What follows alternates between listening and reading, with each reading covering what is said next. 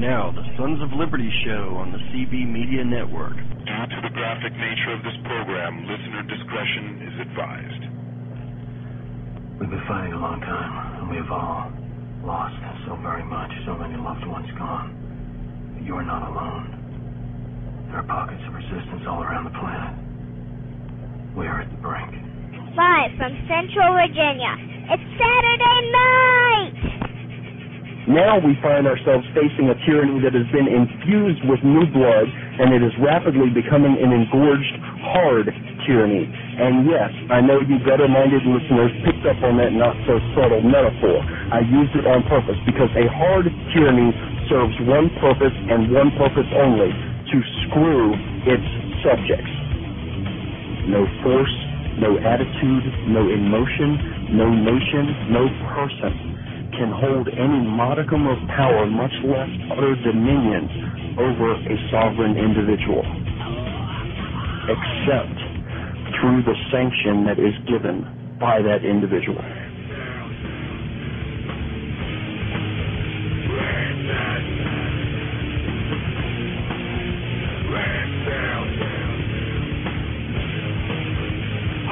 But for me, needing a worldwide depression.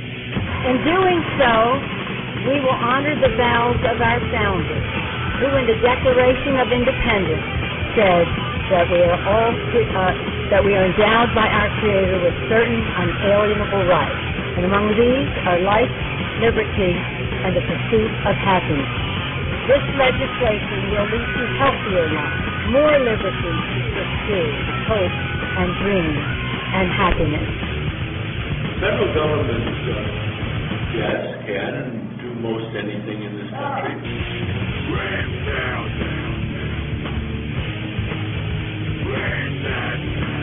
Just who the hell do you think you people are?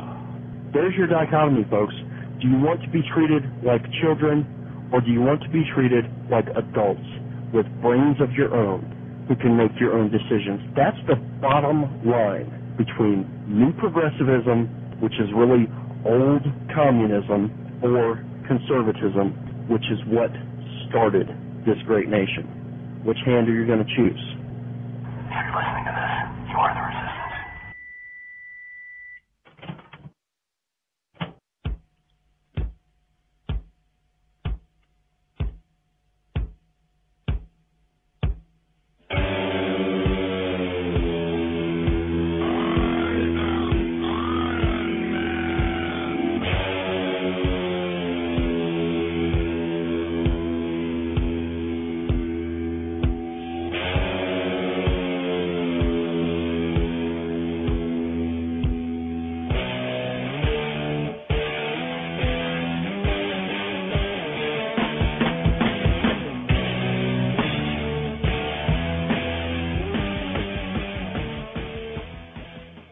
Good evening, everyone. Your Iron Man of classical liberal thought, Bradley Reese, here on the Sons of Liberty show, and a first for conservative broadcast media here on Spreaker since we moved over from Blog Talk Radio.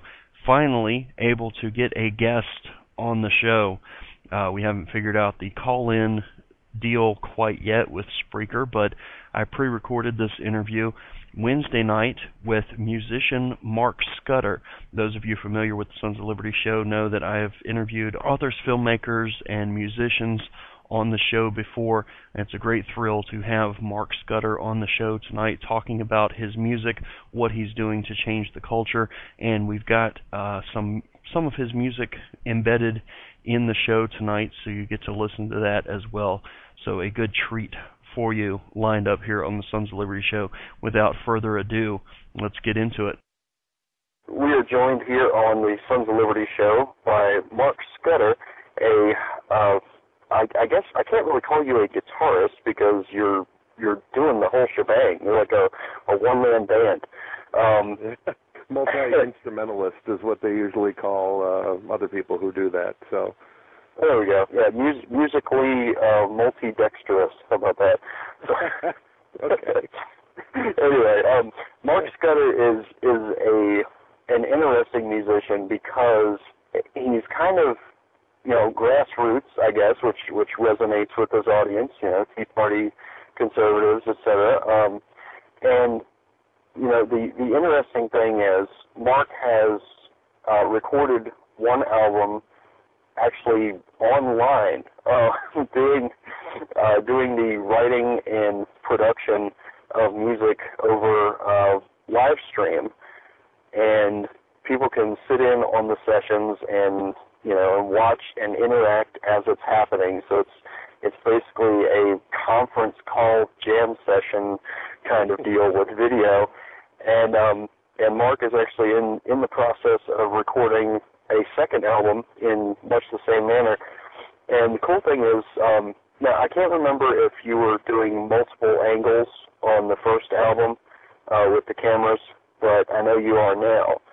And on some of it, I had other cameras going, but not all of it. When I finally started doing vocals, which I left for last on the last record, it just, I'm not a terribly good singer, and it takes a lot of takes to get what I want, and so I just said to hell with it, and I put up just a live stream camera.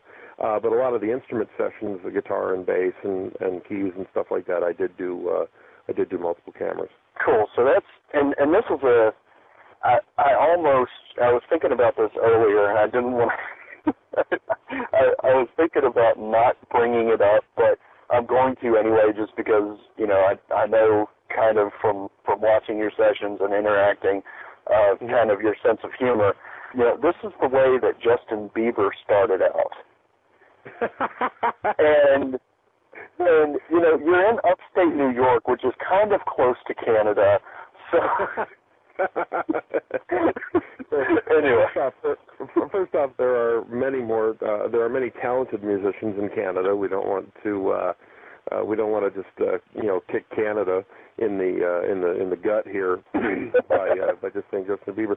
I really don't know how Justin Bieber started out. I heard that he was posting performances of his songs to YouTube, and Usher found him and then did all the production for him. So maybe it's not completely fair to say that, because what I'm literally doing is you sit down, and I'm sitting in my home studio, and I'll sit down and say, okay, well, I have this idea that's like half done from whenever ago, and I kind of want to see if we can flesh it out and make it into something. And then I sit down and I start doing all the parts. So there's no Usher, there's no expensive studio in Los Angeles. There's no producer. There's not a guy in the other room making beats. It really is all sort of a one-man operation.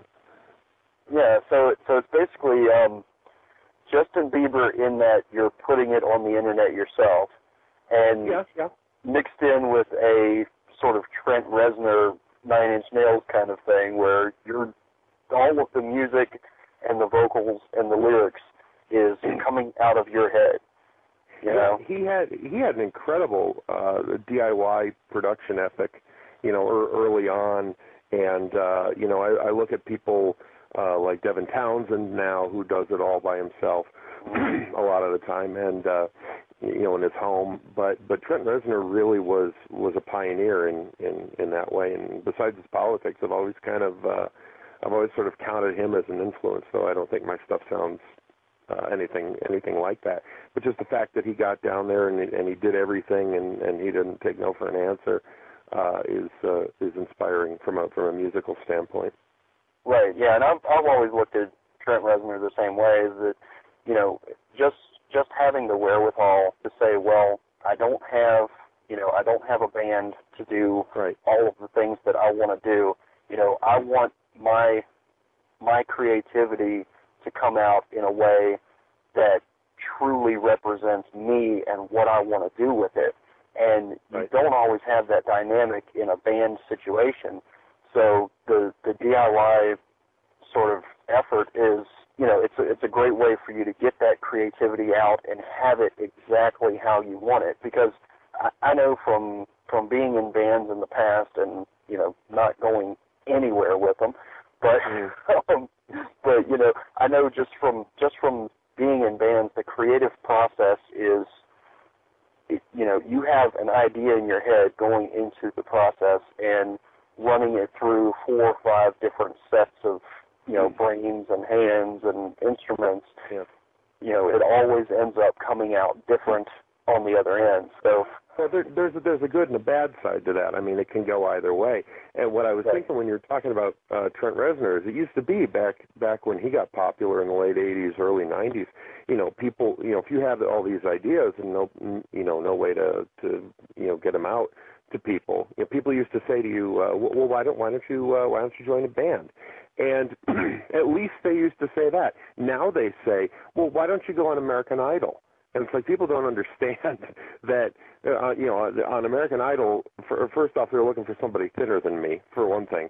And they're sort of looking for a figurehead that some guy who does look like me, who works in a big building in Los Angeles and New York City, you know, who writes teeny bopper songs, except he's 48 and divorced. Right. You know, they need to put a face on those teeny bopper songs, and that's what they're looking for.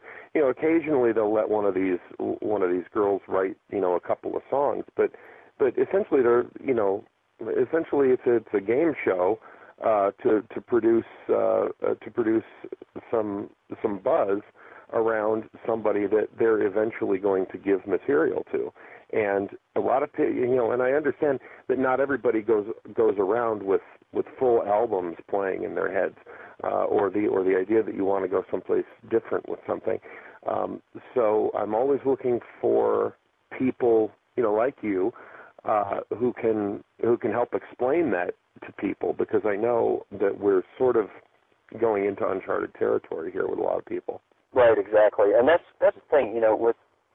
I mean, there are so many people that aren't musically inclined or haven't discovered yet that they're musically inclined. You know, they may like music, but not really having the idea that they can make music.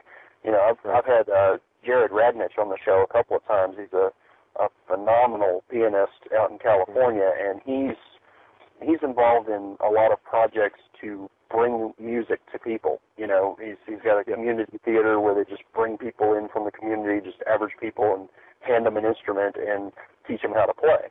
You know, and it's really amazing because music is really therapeutic as well. Oh,